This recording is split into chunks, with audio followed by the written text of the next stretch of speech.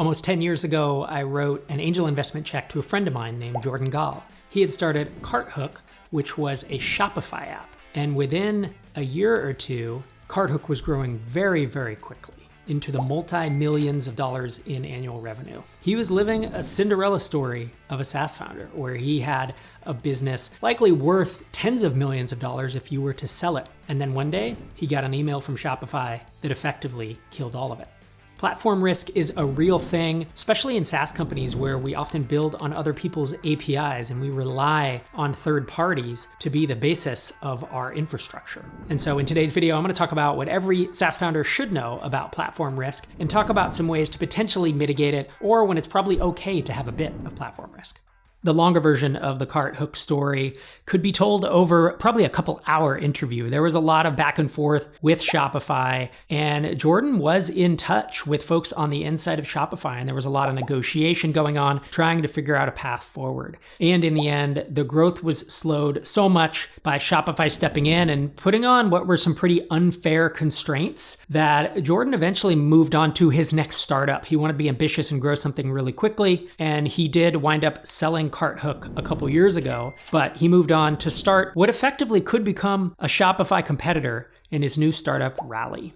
Obviously, not every startup that has platform risk winds up meeting such a difficult fate and hitting challenges like Carthook did, but platform risk is a real thing, and not just if you're starting your company, but if you were to go to sell your company, acquirers will look at platform risk and discount your multiple based on that. So I'm going to ask a couple questions in today's video and walk through platform risk and how to think about it. First question is, are there different types of platform risk? And in my experience, there's a couple. So the most common is what I call infrastructure platform risk. This is when you are built on top of someone else's product or an API, and there is no easy or suitable replacement for it. So for example, if you're a Twitter client or a Reddit client or a Shopify app, there is no easy replacement for Twitter, Reddit, or Shopify if all of your marketing positioning is that you are a Twitter or Reddit or Shopify app. And I want to point out here that let's say you were using a geolocation API underneath the hood, and there are 4 or 5 other similar APIs that you could switch over to. I do not consider this platform risk,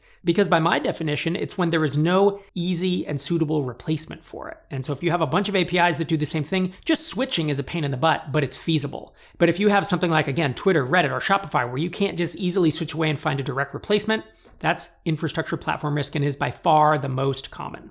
The other type of platform risk, I'm calling App Store platform risk. You might also call this marketplace platform risk. But I think of it as 80 or 90% of your new customers come from a single source, like the iOS App Store, the Shopify App Store, the Salesforce Cloud Marketplace, the Magento App Store, whatever it is, that's where you're getting most of your leads. And that one is perhaps more easily replaceable because you could always add more marketing approaches, SEO, cold outreach to replace that. But infrastructure platform risk is by far the bigger risk in my opinion. Now, in most cases, I think you have both, right? It's probably the most common situation where you are built on top of a platform, Shopify, Magento, WooCommerce, and you also get most of your customers from their app store. I think more often than not, if you have platform risk, you probably have a bit of both. My next question that I often hear when talking about platform risk is, doesn't every SaaS have some kind of platform risk? For example, I'm hosted on Amazon Web Services, or I'm sending emails through SendGrid, or sending SMS messages through Twilio. And this comes back to my infrastructure definition above.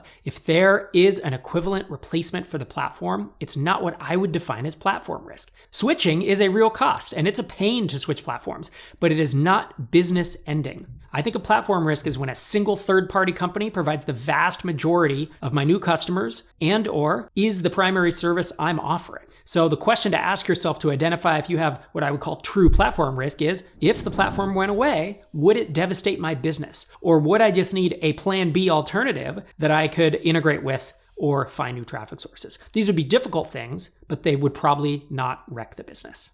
Another common question that I hear when talking about platform risk is, how can I minimize it? And the most common way to think about it, which frankly is a mixed bag, is to add additional platforms. So if you're a Shopify app, you add Magento, WooCommerce, and BigCommerce. This is, I'd say, easier said than done. I have seen many founders add other platforms, and usually what happens is their first platform is one that they got in on early and they get a lot of customers from it and they have a lot of 5-star reviews and they rank really well in that app store. And so when they move on to the additional platforms, oftentimes they aren't able to get as much traction as they did with the initial one. Now, that's not the case all the time, but I will say it's easier to say this than to actually successfully implement it. But with that said, that is certainly the approach I would be thinking about if I had infrastructure or platform risk. Now, if you have App Store risk, the approach there is to branch into other traffic channels. As I said earlier, it's to move into SEO or cold outreach or some other type of traffic channel to get around the fact that basically some platform has the monopoly on all of your leads. And a final thought on minimizing platform risk is sometimes it's okay to have it. In fact, I've had many businesses that had platform risk, and they were amazing businesses. If you've watched much of this channel, I often talk about the stair-step method of bootstrapping. And step 1 and step 2 businesses are these amazing lifestyle businesses that are getting you to the point of being able to own your own time so you can focus on a more ambitious, full-time, standalone SaaS app. And step 1 and step 2 companies often have platform risk, and that's okay. You just live with it. Maybe you have a few step 1 businesses, and that gives you diversification. Or at this point in your career, as you're stepping through your entrepreneurial journey, you realize, well, I'm only going to have this platform risk for a year or 2 or 3 as I'm relying on this company, as I'm trying to get to my step 3 business, and maybe I'll make sure that one has a lot less platform risk.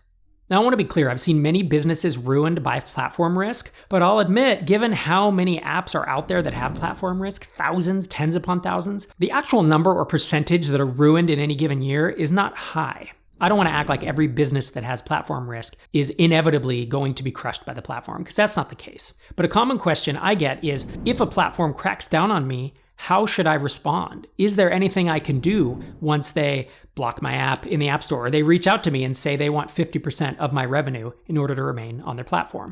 And of course, the answer is it depends. It depends on what they are doing to upend your business. If the platform has just accidentally or on purpose replicated your feature set in their application, not sure you have much of a choice. You're not going to convince them not to roll out that feature. But if instead they are blocking API access, they want to charge you an exorbitant amount of money, they want to take a big chunk of your top line revenue, then there might be room for negotiation. And this is where having some kind of relationship with the people at the platform can be enormously helpful. Usually, if you've built on a platform, they have developer relations or developer evangelists, and having an in with one or more of those folks can make a huge difference if it comes time that you need to reach inside the company and contact someone. So the first thing to do is reach out and complain and be persistent, because oftentimes you will not hear back the first time you contact. And so I know founders who have filled out contact forms every 3 days for a month or 2 before eventually hearing back by someone who's willing to engage, and their persistence paid off. The next step really is to negotiate and to say, hey, you're basically destroying my business. We've been partners for years. Is there something we can work out?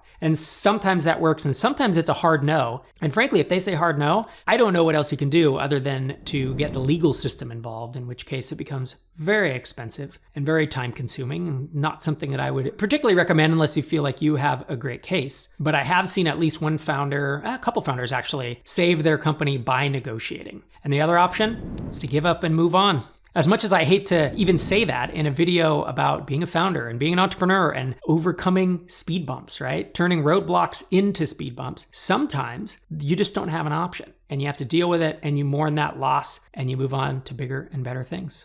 If you like this video and this channel, we have in-person events. We have a big in-person event called MicroConf Atlanta. It's our flagship event, April 21st through the 23rd. We're going to have 250 of your closest bootstrapped founder friends. You should really check it out. It's going to sell out soon. microconf.com/Americas. We have some pretty amazing speakers at this event, and I hope you will join me. In this next video, I talk about 2 major types of risk that you face when building your SaaS. Thanks for watching.